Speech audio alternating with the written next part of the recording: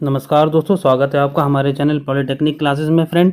तो आज हम कुछ नए टॉपिक्स को डिस्कस करेंगे, जिसमें हम लोग नए जो चैप्टर है हमारा repair and maintenance of radiator and lubrication system के बारे में हम लोग क्या करेंगे, इसे पढ़ेंगे फ्रेंड्स।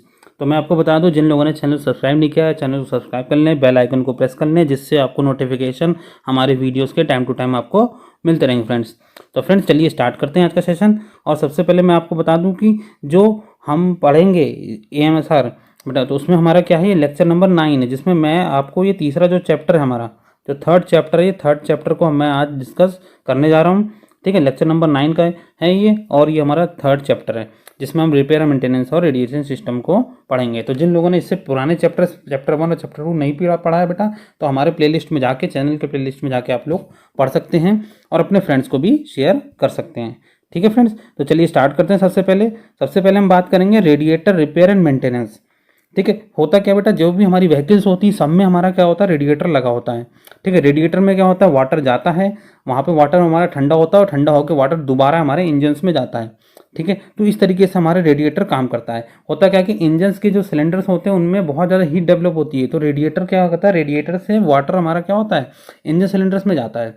वहाँ पर वाटर क्या होता है, गर्म होता है, पानी हमारा गर्म होता है, गर्म होने के बाद क्या होता है, फिर वो होके दोबारा रेडिएटर में आता है। रेडिएटर की फिंस में हमारा वाटर आता है और वाटर वहाँ पे धीरे धीरे ठंडा होता है, और ठंडा होने के बाद दोबारा फिर हमारे इंजन सिलेंडर्स के में चला जाता है। ठीक है, तो इस तरीके से हमारा क्या होता है कि रेडिएटर हमारा काम करता है। तो पंप की सहायता से सिलेंडर ब्लॉक की नलियों में जल घूमता है, जल में कुछ मात्रा शीतलक को भी मिलाई जाती है।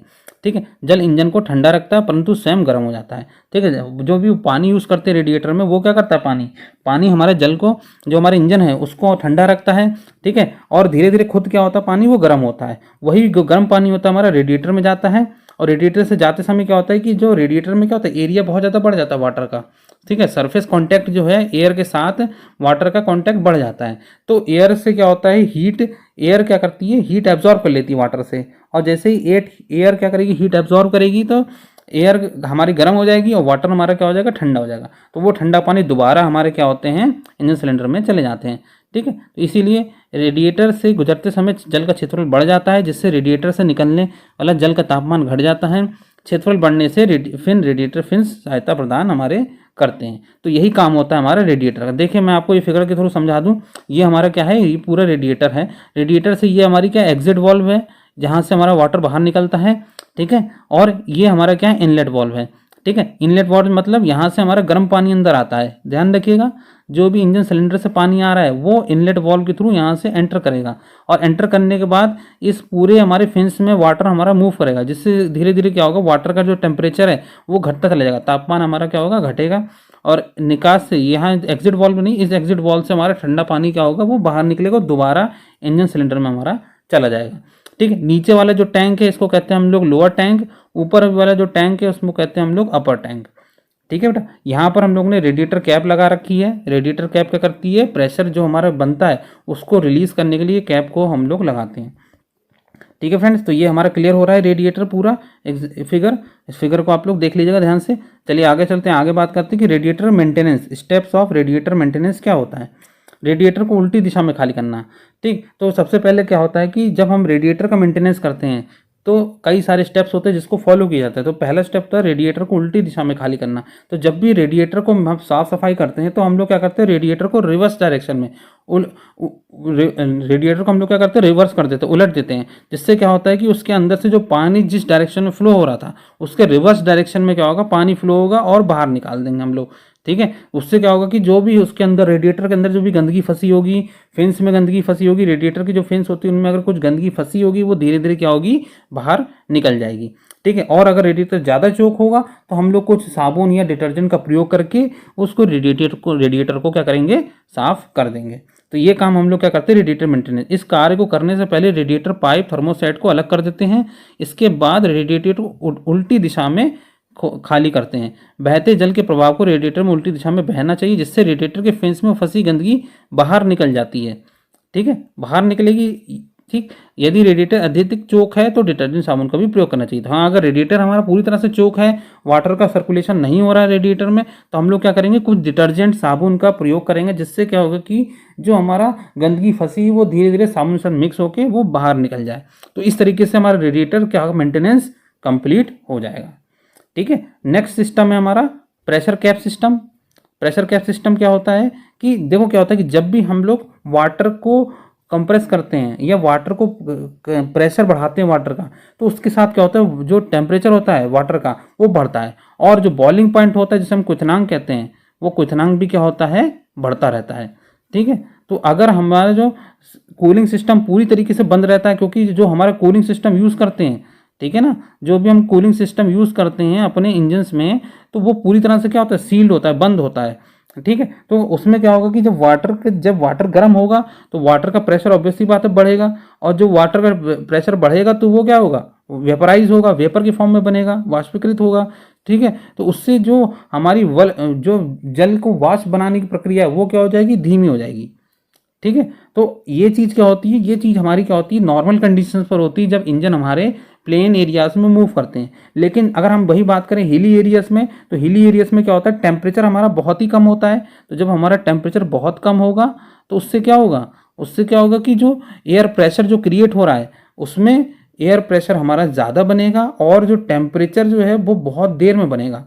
तो जब टेम्परेचर जब बढ़ेगा तो काफ़ी देर में बढ़ेगा टेम्परेचर एयर का, जो लिक्विड का। ठीक है। जो भी पानी यूज़ कर रहे हैं हम लोग, पानी का जो टेम्परेचर बहुत देर में बढ़ेगा। इस कारण से क्या होगा, जो वाष्प बनने की तरह जो वेपर बन रहा है वो बहुत देर में हमारा बनेगा।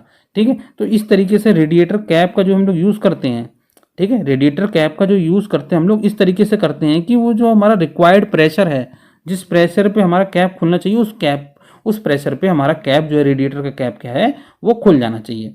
ठीक है बेटा। तो यहाँ यही मैंने लिखा है, जल का दाब बढ़ने पर क्वथनांक भी बढ़ जाता है। यदि शीतलन प्रणाली पूरी तरह से बंद है तो जल का क्वथनांक इतना बढ़ जाएगा कि जल को वाष्पीकृत करने के लिए उच्च तापमान की आवश्यकता पड़ेगी, जिससे जल की वाष्प बनने की प्रक्रिया धीमी पड़ जाएगी। जबकि पहाड़ों पर निम्न वायु दाब बनने के कारण वाष्प बनने की दर में अचानक वृद्धि हो जाएगी। ठीक है बेटा। तो ये प्रॉब्लम्स हमारी होती रहती हैं। ठीक है। इसीलिए क्या होता है कि जो हम रेडिएटर कैप यूज़ करते हैं उसका डिज़ाइन इस प्रकार किया जाता है कि कैप को रिलीफ वाल्व में नियत दाब पर खुल जाना चाहिए। ठीक है। तो ये प्रेशर जो कैप सिस्टम है, ये रेडिएटर का जो हम लोग ने मैंने बताया था अभी मैंने आपको, ये आप देख सकते हैं यहाँ पर मैंने ये रेडिएटर कैप बताया ना बेटा, यही सिस्टम है। ठीक है। इसी सिस्टम की बात करी जा रही है हम लोग क्योंकि जो यहाँ पर जो कैप बना होता है वो रिक्वायर्ड प्रेशर पे खुल जाना चाहिए। जो भी प्रेशर होता है जिसपे, क्योंकि अगर प्रेशर रिलीज नहीं होगा तो उससे क्या होगा कि अंदर वेपराइज बनेंगे, वाटर क्या होगा, वेपराइज हो जाएगा, स्टीम बनेगा, और स्टीम जब बनेगी तो स्टीम का प्रेशर हमारा बढ़ जाएगा। तो इस चीज़ के लिए कि रोकने के लिए हम लोग क्या करते हैं, ये प्रेशर कैप हमारा रिक्वायर्ड प्रेशर पे खुल जाना चाहिए। इस तरीके से रिलीफ वाल्व का हम लोग प्रयोग करते हैं। ठीक है बेटा। चलिए आगे चलते हैं, नेक्स्ट पॉइंट की बात करते हैं। नेक्स्ट पॉइंट है हमारा रेडिएटर लीकेज टेस्ट। ठीक है। तो रेडिएटर लीकेज टेस्ट क्या होता है कि अब सिंपल तरीका होता है टेस्टिंग करने का, मेंटेनेंस करने का। इसमें क्या करते हैं कि जो भी रेडिएटर लगा होता है, रेडिएटर के नीचे, जैसे मान लो कार की बात कर रहे हैं या हम लोग बस की बात करते हैं, तो जहाँ पर रेडिएटर आगे लगा होता है कार के और बस के, उसके नीचे हम लोग क्या करते हैं, एक सफ़ेद सा कागज़ बिछा देंगे। उससे क्या होगा कि अब जब इंजन को स्टार्ट करेंगे तो क्या होगा कि अगर कोई भी लीकेज होगा रेडिएटर में, वो क्या होगा, कागज़ को गंदा कर देगा, उसमें से ऑयल निकलकर सीधे कागज़ में नीचे गिरेगा।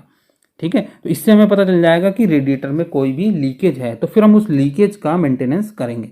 ठीक है बेटा। रेडिएटर का लीकेज दिखाई पड़ जाता है, इसके लिए कार के बोनेट के नीचे कागज़ बिछा देते हैं। यदि कार स्टार्ट करेंगे तो यदि कहीं लीकेज होगा तो स्थान के नीचे कागज़ क्या होगा, भीग जाएगा। ठीक है बेटा। नेक्स्ट बात कर रहे हैं हम लोग, नेक्स्ट टॉपिक है मेंटेनेंस ऑफ लुब्रिकेशन सिस्टम। तो जो भी लुब्रिकेशन सिस्टम हमारे इंजन्स में यूज़ में लिए जाते हैं उनका मेंटेनेंस किस तरीके से किया जाता है, क्योंकि जो भी हम लुब्रिकेशन यूज़ करते हैं उनमें लुब्रिकेटिंग ऑयल, स्नेहक प्रणाली, स्नेहक तेल का प्रयोग करते हैं। ठीक है। तो स्नेहक तेल क्या होता है, वो हर एक इंजन के पार्ट्स में पहुंचता है। ठीक है ना, जहाँ जहाँ उसे पहुंचना चाहिए उस पार्ट्स में वो पहुंचता है। तो हम लोग को मेंटेनेंस हमें करते रहना चाहिए लुब्रिकेशन सिस्टम का। जो भी ऑयल यूज़ कर रहे हैं या जो भी चीज़ यूज़ कर रहे हैं लुब्रिकेशन सिस्टम के अंदर, उनका प्रॉपर मेंटेनेंस होते रहना चाहिए। उचित ग्रेड का इंजन ऑयल का स्नेहक प्रणाली के लिए सबसे महत्वपूर्ण भाग है। ऑयल पंप का सही कार्य प्रणाली करने के लिए प्रत्येक भाग में स्नेहक पहुँचती रहती है। स्नेहक प्रणाली के अंतर्गत निम्नलिखित बिंदुओं पर ध्यान देना चाहिए। इसमें सबसे पहला पॉइंट है हमारा ऑयल लेवल। ठीक है। ऑयल लेवल क्या होता है, इंजन में स्नेक ऑयल का स्तर जांच करने के लिए हम लोग डिप स्टिक का प्रयोग करते हैं। डिप स्टिक क्रैंक केस में लगी होती है। डिप स्टिक के पर ऑयल स्तर के लिए चिन्ह बने होते हैं। ठीक, ऑयल का स्तर मिनिमम से ऊपर मैक्सिमम से नीचे होना चाहिए। इसका मतलब ये है कि जो ऑयल लेवल है हमारा, ठीक है, जो इंजन ऑयल है, ठीक है, जो हम लोग स्नेक ऑयल या लुब्रिकेटिंग ऑयल यूज़ करते हैं अपने इंजन्स में, ठीक है ना, अपने बाइक्स में, ऑटोमोबाइल्स में जो भी हमारा लुब्रिकेटिंग ऑयल्स होता है उसकी हम लोग लेवल को देखते रहना चाहिए। उसकी जो लेवल है वो रिक्वायर्ड लेवल तक है कि नहीं है। और उसके लिए हम लोग क्या होता है कि हमारा जहाँ पर भी ऑयल का जो कंटेनर होता है उसमें हम लोग क्या करते हैं, एक डिप स्टिक का प्रयोग करते हैं। डिप स्टिक हमारा लगा होता है, ठीक है ना, एक पतली सी स्टिक होती है जो कि हमारे ऑयल कंटेनर में लगी होती है जहाँ पर ऑयल होता है हमारा, ठीक है। तो डिप स्टिक क्या होती है, उसको हम लोग डुबोते हैं, डुबा के हम लोग उसकी लेवल को मेज़र कर लेते हैं। जहाँ तक हमारा स्टिक हमारा गीला होगा ऑयल के थ्रू, वहाँ से हमें ऑयल का लेवल हमें पता चल जाएगा, ठीक है। तो अगर रिक्वायर्ड लेवल तक होगा हमारा, तो अब तो हम लोग कहेंगे कि इंजन ऑयल का जो लेवल है हमारा लुब्रिकेटिंग ऑयल्स वो सही है।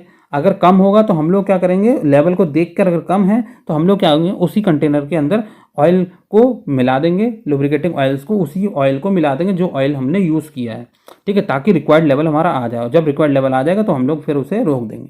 तो इस तरीके से क्या करते हैं, हम लोग ऑयल लेवल को चेक करते हैं और रिक्वायर्ड ऑयल लेवल होना चाहिए। ऑयल का स्तर मिनिमम से ऊपर होना चाहिए, मैक्सिमम से नीचे होना चाहिए। ये ध्यान रखा जाता है। मिनिमम और मैक्सिमम पोजीशन होती है हमारी ऑयल में, ठीक है, ऑयल कंटेनर में, और वहाँ पर उतना हम लोग लेवल को चेक कर लेते हैं। नेक्स्ट पॉइंट है हमारा चेंज ऑफ ऑयल, ऑयल का बदला जाना, ठीक है। इंजन ऑयल बदलने का जो निर्देश है पुस्तिका में दिया गया होता है। अब देखो बेटा, जब भी हमारा चेंज ऑयल, क्योंकि होता क्या है कि जब इंजन हमारा वर्क करता रहता है तो ऑयल भी हमारा क्या होता है, धीरे धीरे खराब होता रहता है, ठीक है। ये ऑयल कौन सा है, लुब्रिकेटिंग ऑयल की बात कर रहे हैं बेटा। कि लुब्रिकेटिंग ऑयल्स क्या होता है, वो कंटिन्यूसली हमारे इंजन के अंदर रहता है, ठीक है, और वो हमारा क्या होता है, सर्कुलेट होता रहता है। तो वो क्या होता है कि लुब्रिकेटिंग ऑयल धीरे धीरे समय के साथ खराब होता रहता है। तो ये क्या होता है, इंजन ऑयल को जो बदलना है, जो चेंजिंग होती है, वो भी हमारी क्या होती है, व्हीकल की बुक में दी गई होती है कि कितने किलोमीटर चलने के बाद व्हीकल का इंजन ऑयल बदला जाएगा, ठीक है। अगर हमारे व्हीकल ज़्यादा दूरी तक चलता है तब कितना इंजन ऑयल बदला जाएगा, और अगर हमारा कम दूरी चलता है तो वो इंजन ऑयल कब बदला जाएगा, ठीक है। तो अगर हमारा मान लो कि हम बात कर रहे हैं, अगर इंजन ऑयल अगर हमारा इंजन या हमारी व्हीकल जो है, अगर हम व्हीकल की बात करें, अगर व्हीकल हमारा कम दूरी चल रहा है, ठीक है, तो अगर हमारा व्हीकल कम दूरी चलेगा तो कम दूरी चलने के कारण क्या होगा कि जो इंजन ऑयल है वो पूरी तरीके से गर्म नहीं हो पाएगा। फुल जो हमें हीट चाहिए वो इंजन ऑयल को नहीं मिल पाएगी, ठीक है। जिससे क्या होगा कि इंजन ऑयल में जो हमारा बनेगा वेपर, ठीक है, वो वेपर हमारा उसी में बनता रहेगा, ठीक है, उसी में वेपर हमारा बन जाएगा, और फिर बाद में वही वेपर जो होगा वो वाटर की फॉर्म में बन जाएगा। तो ये कंडीशन होती है जब हमारा इंजन जो होता है स्मॉल डिस्टेंस, कम दूरी चलता है, ठीक है, स्मॉल डिस्टेंस की बात कर रहे हैं, जब हमारा कम दूरी चलता है, कम समय के लिए हमारा इंजन चलता है। और जब इंजन हमारा अधिक समय तक चलेगा, जब हमारा लार्ज डिस्टेंस के लिए इंजन हमारा चल रहा है, तो उसमें क्या होगा, इंजन ऑयल हमारा प्रॉपरली गर्म हो जाएगा, पूरी तरीके से गर्म हो जाएगा, उसमें वेपर बनेंगे, और वेपर क्या होंगे, वेपर जो बनेंगे वो क्रैंक केस वेंटिलेशन में चले जाएंगे। ये ध्यान रखिए, क्रैंक केस के नीचे हमारा स्पेस होती है, ठीक है ना, वो क्रैंक केस वेंटिलेशन कहलाता है, ठीक। उसके नीचे हमारे क्या हो जाएंगे, वेपर चले जाएंगे। इस कारण से क्या होंगे कि जो वेपर से जो हमारा ठंडा होने को, जब हमारा वेपर ठंडे होंगे और पानी बनेगा, वो पानी हमारे इंजन ऑयल में नहीं बनेंगे। इस कारण से इंजन ऑयल हमारा ख़राब नहीं होता है, ठीक है। तो ये भी एक रीज़न है जिसकी वजह से हम लोग कह सकते हैं कि जो चेंजिंग ऑफ ऑयल है वो नहीं होता है, ठीक है ना। तो जो भी इंजन लंबी दूरी तक चलते हैं, काफ़ी अधिक समय तक चलते हैं, तो उनके इंजन ऑयल जो बदले जाते हैं वो बहुत कम समय में मतलब काफ़ी दिनों के बाद बदले जाते हैं। और जिनके कम दूरी तक इंजन चलते हैं, जो स्मॉल डिस्टेंस तक चलते हैं, कम समय के लिए चलते हैं, उनके इंजन ऑयल को बदलने की जो संभावना होती है वो बढ़ जाती है। और बढ़ क्यों जाती है, क्योंकि वेपर्स हमारे इंजन ऑयल में रह जाते हैं। और जो लंबी दूरी में चलते हैं हमारे इंजन्स, उनके वेपर जो बनते हैं वो बहते हुए क्रैंकेस वेंटिलेशन में चले जाते हैं। यही चीज़ मैंने यहाँ पे मेंशन कर रखी है, ठीक है। अधिक तथा लंबी दूरी तय करने वाले वाहन की अपेक्षा कम चलने वाले वाहन का इंजन ऑयल शीघ्र बदल जाता है। इसका कारण ये है कि कम चलने वाले इंजन ऑयल गर्म नहीं हो पाता है, ठीक है। जब वो इंजन ऑयल गर्म नहीं होगा तो उससे क्या होगा, जिसके कारण इंजन में दहन उत्पन्न वाष्प ऑयल एकत्रित होता रहेगा। यदि वाहन लंबी दूरी तय करेगा तो जल वाष्प बनकर क्रैंकेस वेंटिलेशन में निकल जाएगा, ठीक है। इसीलिए कम चलने वाले वाहनों में ऑयल घुलने वाले जल को निकालने के लिए इंजन ऑयल को बदला जाता है। ठीक है बेटा, क्लियर हो रहा है इसमें। नेक्स्ट है हमारा ऑयल फिल्टर सर्विसिंग। तो ऑयल फिल्टर निश्चित समय के बाद बदल देना चाहिए। ठीक है, तो जो भी हम लोग ऑयल फिल्टर यूज़ करते हैं, जब भी हमारा ऑयल एक प्लेट से दूसरे प्लेट में जाता है तो हम लोग क्या करते हैं, उसमें इंजन ऑयल्स को बदलते हैं। तो इंजन ऑयल को बदलने के लिए जो हमारे ऑयल फिल्टर्स लगे होते हैं उनको ऑयल फिल्टर्स को बदलते रहना चाहिए, क्योंकि ऑयल फिल्टर्स में क्या होती है, गंदगी जम जाती है। ठीक है, और काफ़ी कभी कभी क्या होता है कि जो हमारे इंजन फिल्टर होता है पूरी तरह से चोक हो जाता है, तो ऑयल जो होता है वो फिल्टर से पास नहीं हो पाता है। तो इस चीज़ का भी हमें देखते रहना चाहिए कि ऑयल फिल्टर को निश्चित समय पर बदल देना चाहिए। नया फिल्टर लगाने से पहले गास्केट पर अच्छी तरीके से ग्रीस हमारी लगा देनी चाहिए। ठीक है, तो ये चीज़ क्या होती है, ये सब हमारे मेंटेनेंस होती है हमारी लुब्रिकेशन सिस्टम की। ठीक है बेटा, चलिए नेक्स्ट बात कर रहे हैं हम लोग। नेक्स्ट है लुब्रिकेंट्स, जिसे कहते हैं हम लोग स्नेहक। स्नेहक हमारे 3 रूप में वर्गीकृत किए थे। जो क्लासिफिकेशन हम लोग कर रहे हैं लुब्रिकेशन का, वो हमारे 3 तरीके के होते हैं, जिसमें सबसे पहला होता है हमारा फ्लूइड लुब्रिकेंट, जिसे कहते हैं तरल स्नेहक। तरल स्नेहक का उपयोग इंजन में, ट्रांसमिशन सिस्टम में, रियर एक्सल में स्नेहन करने के लिए किया जाता है। ठीक है बेटा, जो फ्लूइड लुब्रिकेंट का प्रयोग करते हैं हम लोग किसी भी इंजन में, तो इंजन में यूज़ किया जाता है, सस्पेंशन सिस्टम या संचरण प्रणाली हम लोग कह रहे हैं, और रियर एक्सल में प्रयोग किया जाता है। नेक्स्ट है हमारा लुब्रिकेंट, जो हम लोग कह रहे हैं अर्ध ठोस स्नेहक, means semi solid lubricant. Semi solid lubricant कौन से होते हैं, जैसे हम लोग कहते हैं ग्रीस। ग्रीस कैसा होता है हमारा, सेमी सॉलिड्स होते हैं। इनका प्रयोग हम लोग कहाँ करते हैं, चेसिस में करते हैं हम लोग। ठीक है बेटा, नेक्स्ट हमारा क्या है, सॉलिड लुब्रिकेंट। सॉलिड लुब्रिकेंट का प्रयोग हम लोग कहाँ करते हैं, सॉलिड लुब्रिकेंट कौन कौन से होते हैं, ग्रेफाइट्स होते हैं, माइका होते हैं। इनको हम लोग डायरेक्टली यूज़ नहीं करते, क्योंकि ये पूरी तरह से लुब्रिकेंट होते नहीं। इनको हम लोग क्या करते हैं, लुब्रिकेटिंग ऑयल में मिलाते हैं।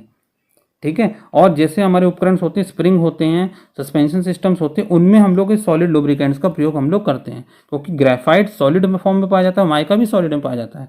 तो इसको, इनके जो हमारे चूरे होते हैं, हम लोग इसको हल्का सा पाउडर फॉर्म में कन्वर्ट करते हैं, और कन्वर्ट करने के बाद फिर हम लोग उसको लुब्रिकेटिंग ऑयल में मिलाते हैं। और जैसे लुब्रिकेटिंग ऑयल में मिलाएंगे तो लुब्रिकेटिंग ऑयल में मिलाने के कारण क्या होगा कि वो हमारा लुब्रिकेंट अच्छा तैयार हो जाएगा, और उसका हम लोग प्रयोग फिर हम लोग स्प्रिंग में, सस्पेंशन सिस्टम में प्रयोग करेंगे। ठीक है बेटा, क्लियर हो रहा है। हमारे 3 तरह के लुब्रिकेंट होते हैं। अब देखो बेटा क्या होता है, कुछ हमारे इस तरह के मिनरल ऑयल, खनिज ऑयल भी होते हैं। ठीक है, तो इनका भी यूज़ हम लोग क्या करते हैं, लुब्रिकेशन में करते हैं, इंजन की प्रॉपर फंक्शनिंग के लिए किया जाता है। जिसमें पहला है, किसी वाहन को लगभग सारी स्नेहन आवश्यकताएं खनिज ऑयल किया जाता है, मीन्स मिनरल ऑयल्स का प्रयोग हम लोग करते हैं। ठीक है, मिनरल ऑयल्स का प्रयोग इसलिए किया जाता है क्योंकि इसमें बहुत सारे प्रॉपर्टीज़ पाई जाती हैं, और ये ईजिली मिलते भी हैं, आसानी से उपलब्ध भी होते हैं, और ये कॉस्टली नहीं होते हैं।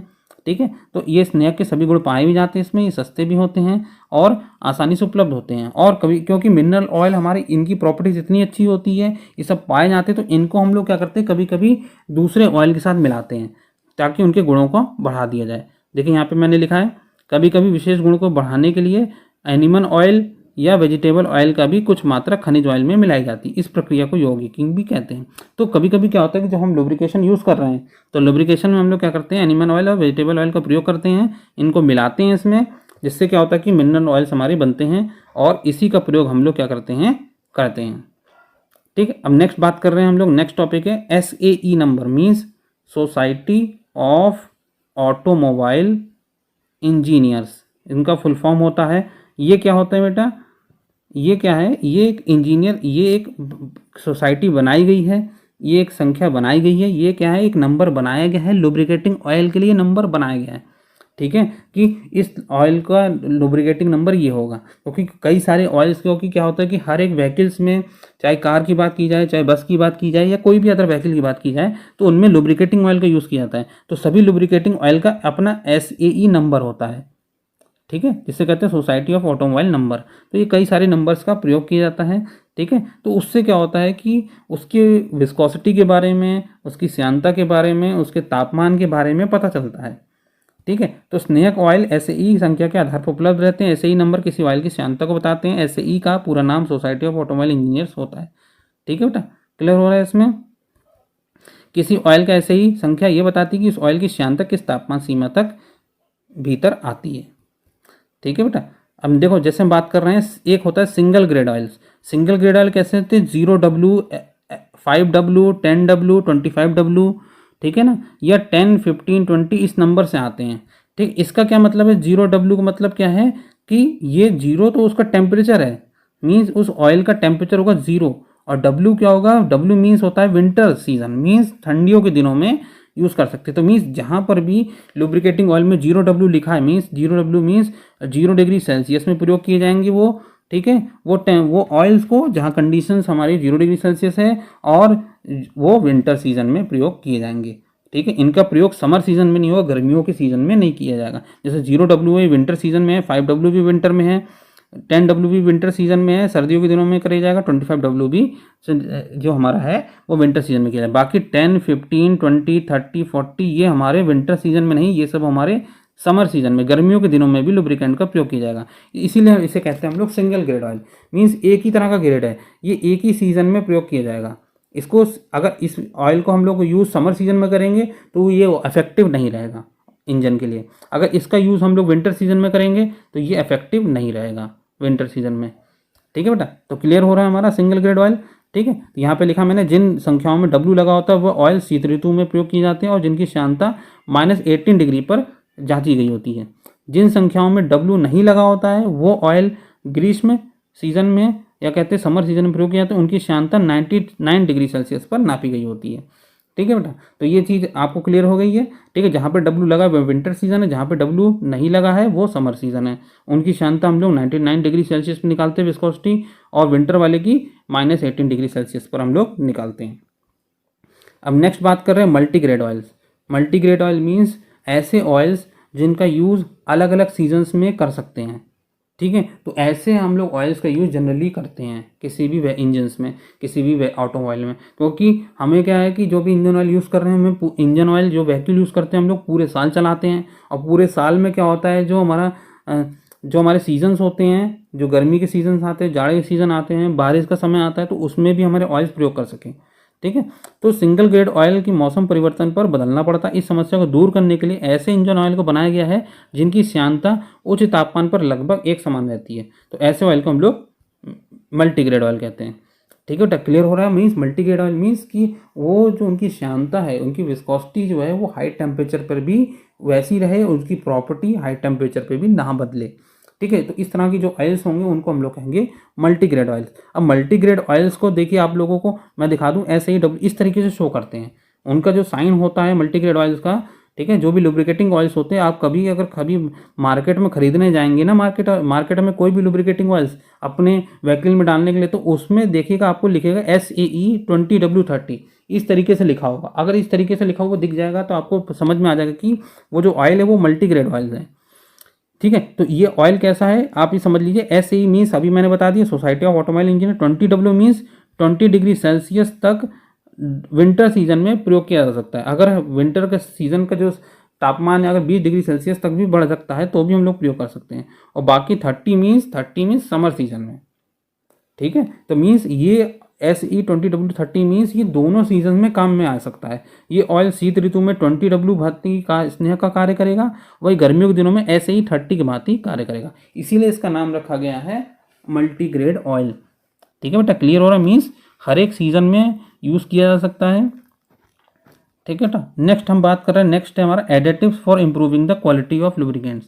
तो हम लोग को क्या करते हैं कि जब भी हम लुब्रिकेंट यूज़ करते हैं तो उसमें कुछ एडिटिव्स को मिलाते हैं, जिससे क्या होता है कि जो स्नेहक है वो हमारा सही तरीके से प्रयोग कर सके। यदि स्नेहक को वाहन में सीधे प्रयोग में लिया जाता है तो स्नेहक असफल हो जाते हैं, क्योंकि वाहन को बहुत ही अलग परिस्थिति में कार्य करना पड़ता है।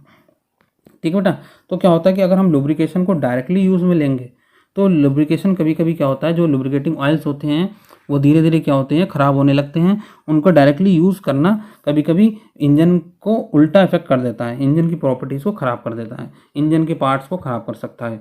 इसीलिए हम लोग क्या करते हैं, कभी कभी हम लोग लुब्रिकेटिंग ऑयल्स में कुछ ऐसे एडिटिव्स को मिलाते हैं जिससे क्या होता है कि लुब्रिकेटिंग ऑयल्स की प्रॉपर्टी और इम्प्रूव हो सके और वो इंजन ऑयल को, इंजन के पार्ट्स को इफेक्ट ना करे और इंजन के पार्ट हमारे कंटिन्यूसली और सही पोजीशन पे मूव कर सके, रनिंग कर सकें। ठीक है, इसीलिए स्नेहक के गुणों को बढ़ाने के लिए उसमें कुछ पदार्थों को मिलाया जाता है जिससे स्नेहक की गुणवत्ता में सुधार हो। ऐसे पदार्थों को हम लोग क्या कहते हैं, एडिटिव्स कहते हैं। तो अब हम लोग बात करेंगे कि कौन कौन से एडिटिव्स का प्रयोग हम लोग करते हैं। पहला होता है ऑयल फिल्म स्ट्रेंथ एडिटिव्स, जिसे कहते हैं ऑयल फिल्म सामर्थ्य एडिटिव। ठीक है, जैसे हम लोग बात कर रहे हैं कि सिलेंडर होता है, वॉल्व होता है, कैम होता है, टैपेट होते हैं, रॉकर होते हैं, ये सब क्या होते हैं, इंजन के पार्ट्स होते हैं, इंजन में लगे गए होते हैं। ठीक है, तो इनकी सतहों को हटाने के लिए, इनकी सतहों को बचाने के लिए, ठीक है, इनके बीच में क्या होता है कि हम लोग इंजन ऑयल्स का प्रयोग करते हैं, लुब्रिकेटिंग ऑयल्स का प्रयोग करते हैं, जिससे क्या होता है कि हमारी इंजन जो ऑयल फिल्म है, अगर ऑयल फिल्म हमारी सही तरीके से रहेगी, means oil film means oil की जो परत है अगर इन पार्ट्स के बीच में प्रॉपर तरीके से रहेगी, तो इससे क्या होगा कि जो ये पार्ट्स हैं जिसकी हम बात कर रहे हैं, सिलेंडर, वॉल्व, ये अच्छे तरीके से काम करेंगे और हमारा जो लुब्रिकेटिंग ऑयल है वो उसका एफिशिएंसी बढ़ जाएगी। ठीक है, इसीलिए क्या होता है कि इंजन ऑयल में सामर्थ्य बढ़ाने के लिए पॉलीमर पदार्थों को मिलाया जाता है इंजन ऑयल में, जिसे हम लोग कहते हैं ऑयल फिल्म स्टाइलिंग। इसीलिए हम लोग कुछ पॉलीमर मटेरियल्स को मिलाते हैं हम लोग लुब्रिकेटिंग ऑयल्स में, ताकि सिलेंडर, वॉल्व, कैम और टैपेट और रोलर हमारे सही तरीके से वर्क कर सकें। नेक्स्ट बात कर रहे हैं बेटा, नेक्स्ट है कोरोजन इनहिबिटरी एडिटिव्स, संक्षारण प्रतिरोधी एडिटिव्स। ठीक, तो क्या होता है, कुछ ऐसे एडिटिव्स का प्रयोग किया जाता है जो कोरोजन का विरोध करें, मीन्स कोरोजन इफेक्ट ना कर सके हमारे पार्ट्स को। ठीक है ना, तो इस तरह के एडिटिव्स भी हम लोग क्या करते हैं, अपने लुब्रिकेटिंग ऑयल्स में मिलाते हैं। तो दहन के बाद जल और अम्ल का निर्माण होता है जो इंजन के विभिन्न भागों को संचालित कर सकता है। इसीलिए इंजन को संक्षारण से बचाने के लिए स्नेहक में फास्फोरस या सल्फर का प्रयोग किया जाता है। तो होता क्या बेटा कि जहाँ पे भी हमारा कंबशन होता है, जहाँ भी दहन होता है, वहाँ पर क्या होता है, वेपर बनते हैं, और वेपर के बाद धीरे धीरे जब टेम्परेचर घटता है तो वो हमारा वाटर की फॉर्म में कन्वर्ट होता है। तो वहाँ पर क्या होगा, जब जहाँ पर भी पानी बनेगा जिस पार्ट पे भी इंजन के, तो वहाँ से कोरोजन, ठीक है, जंग लगने की संभावना क्या होगी, बढ़ेगी। इसीलिए क्या होता है कि जब हम लोग लुब्रिकेटिंग ऑयल यूज़ करते हैं उनमें क्या करते हैं, हम लोग फॉस्फोरस को मिलाते हैं और सल्फर को मिलाते हैं, जिससे क्या होता है कि जो हमारा कोरोजन होने की संभावना है, जंग लगने की संभावना है, वो नहीं होगी सरफेस के बीच में, और जो हमारा लुब्रिकेटिंग ऑयल है वो हमारा कंटिन्यूसली हमारा बनने काम करेगा। नेक्स्ट बात कर रहे हैं ऑक्सीडेशन इनहिबिटरी एडिटिव्स। तो नेक्स्ट है हमारा ऑक्सीडेशन इनहिबिटरी। ये क्या होता है बेटा कि जब भी हम लोग हाई टेम्परेचर बढ़ाते हैं ऑयल का तो ऑक्सीडेशन होने लगता है, मीन्स ऑक्सीजन बनने लगेंगे। ठीक है, और जब ऑक्सीजन बनेंगे तो उसमें क्या होगा कि वो जो ऑक्सीजन बनेंगे और धीरे धीरे क्या होगा कि कुछ इम्प्योरिटीज़ भी बनती चली जाएंगी। वो इम्प्योरिटीज़ क्या करेंगे, ऑक्सीजन के साथ मिक्स होके, ठीक है, सतह पर चिपकेंगी, इंजन के विभिन्न भागों में क्या होंगी, जैसे हम बात कर रहे हैं कैम शाफ्ट हो गई, ठीक है, क्रैंक शाफ्ट हो गई, ठीक, इन पार्ट पे जाके चिपक जाएंगी और पार्ट को ख़राब करेंगी, सरफेस को ख़राब करेंगी। इसीलिए क्या होता है, लुब्रिकेटिंग ऑयल्स में कुछ हम लोग ऑक्सीडेशन इनहिबिटरी एडिटिव्स भी लगाते हैं, जैसे हम लोग होता है एरोमेटिक होता है, नेप्थलिक होता है, पैराफिन्स होते हैं। इन हाइड्रोकार्बन्स का प्रयोग करते हैं हम अपने लुब्रिकेटिंग ऑयल्स में, और जिससे क्या होता है ऑयल की प्रॉपर्टीज़ हमारी बढ़ती हैं, और इस कारण से जो हमारा लुब्रिकेटिंग ऑयल है वो उसकी प्रॉपर्टीज़ बढ़ेगी, तो वो उसका जो यूज़ है वो एफिशिएंट वे में यूज़ होगा और हमारे पार्ट्स ख़राब नहीं होंगे। ठीक है, कभी कभी क्या होता है बेटा, कुछ डिटर्जेंट्स का भी प्रयोग करते हैं। ठीक है, तो दहन के बाद हानिकारक कार्बनिक रसायन जल का निर्माण होता है। ठीक है, तो क्या होता है कि जब भी हमारा कंबशन होता है, दहन होता है, तो दहन के बाद क्या होता है कुछ हमारे इस तरह के केमिकल्स निकलते हैं, कार्बनिक केमिकल्स, वाटर निकलता है। ठीक है, ये जब आपस में मिलते हैं तो कुछ सूट, ये कहते हैं कालिक का निर्माण करते हैं। ठीक है, तो वो क्या करते हैं, वो वहीं पर भी उसी पार्ट पे जहाँ पर भी ये कालिक बनेगी वहाँ पर वो सरफेस को वहाँ पे सरफेस पे जम जाएगी, और जब सरफेस पे जम जाएगी तो उस पार्ट को वो वहाँ पर ख़राब करेगी। ठीक है, इसीलिए क्या करते हैं हम लोग कभी कभी डिटर्जेंट, साबुन का भी यूज़ करते हैं, डिटर्जेंट्स का भी प्रयोग करते हैं, जिससे क्या होता है कि जब हम लोग उसका प्रयोग करेंगे तो वो जो साबुन है वो हमारा उस कालिक के साथ मिलकर स्लज बना देगा। स्लज समझ रहे हैं, यहाँ मैंने लिखा स्लज। स्लज मीन्स कुछ चिपचिपा पदार्थ हमारा इस तरीके का बना देगा, जो क्या होगा धीरे धीरे क्या होगा, वो जो स्लज होगा चिपचिपा पदार्थ वो धीरे धीरे क्या होगा कि उस सरफेस से धीरे धीरे हटना लगेगा, और हटने के बाद कहीं पर जहाँ पर भी इकट्ठा होता है, जैसे क्रैंक केस हम कहते हैं, क्रैंक केस में जगह होती है वहाँ पर जाके वो इकट्ठा हो जाएगा। ठीक है, तो ये चीज़ का हम लोग प्रयोग करते हैं। इससे क्या होगा कि जो हमारा गंदगी बन रही थी, सरफेस के ऊपर गंदगी बन रही थी, वो स्लज की फॉर्म में बन जाएगी। ठीक है, ये स्लज मीन्स हमारा कुछ चिपचिपा पदार्थ होता है, उसी को स्लज कहते हैं। ये स्लज बन जाएगा हमारा, और स्लज धीरे धीरे क्या होगा उस सरफेस से रिमूव होने लगेगा। ठीक है ना, डिटर्जेंट की फॉर्म में होता है, चिपचिपा बन जाएगा, वो सरफेस से रिमूव होगा, और रिमूव होने के बाद वो हमारा क्रैंक केस में इकट्ठा हो जाएगा। ठीक है, तो इस तरीके से हम लोग क्या करते हैं, डिटर्जेंट साबुन का भी प्रयोग करके हम लोग क्या करते हैं, प्रॉपर्टीज़ को इम्प्रूव कराते हैं। सरफेस की प्रॉपर्टीज़ हमारी धीरे धीरे इम्प्रूव होती हैं। ठीक है, इसमें क्या होता है बेटा, इसमें हम लोग कुछ कैल्शियम का यूज़ करते हैं, कुछ हम लोग बेरियम के अल्कोहलेट का यूज़ करते हैं, कुछ सल्फोनेट का भी प्रयोग करते हैं, जिससे हमारा क्या होता है कि जो हमारी प्रॉपर्टीज़ होती हैं, सरफेस की प्रॉपर्टीज़ हमारी इम्प्रूव होती हैं। ये सब हमारे क्या कहते हैं, जो भी पार्ट हमारे डैमेज होते हैं, क्रैंक शाफ्ट हो गया, क्रैंक केस हो गया, ठीक है, या कोई भी और अदर पार्ट्स होते हैं, वो हमारे सब क्या होते हैं, खराब नहीं होते हैं। ठीक है, और पार्ट्स हमारे बन जाते हैं। तो फाइनली ये जो हमारा चैप्टर था, चैप्टर नंबर 3 रिपेयरिंग और रेडिएटर की और लुब्रिकेशन की, ये चैप्टर हमारा फिनिश होता है। ठीक है, इससे रिलेटेड अगर कुछ भी डाउट होता है, कोई भी चीज़ आपको समझ में नहीं आती, तो आप हमें कमेंट बॉक्स में मेंशन कीजिएगा, और आप हमें टेलीग्राम चैनल पे भी बता सकते हैं। टेलीग्राम चैनल के लिए हमने आपको ये आईडी दे रखी है अपने डिस्क्रिप्शन बॉक्स में, हमारे इस वीडियो के डिस्क्रिप्शन बॉक्स में आप जाकर इस चैनल को ज्वाइन हो सकते हैं, जहाँ पर आपको पूरी PDF हमारी मिलती रहेगी। बाकी हमारा यूट्यूब चैनल है, यूट्यूब चैनल के थ्रू भी आप लोग ज्वाइन हो सकते हैं। और भी अगर आपको कोई भी क्वेरी होती है, कोई भी दिक्कत आती है, तो आप हमारा ये जीमेल आईडी, इस आईडी के थ्रू आप लोग सभी ज्वाइन हो जाइएगा। ठीक है, और और भी कोई प्रॉब्लम क्रिएट होती है तो वो हमें बताइएगा। ठीक है फ्रेंड।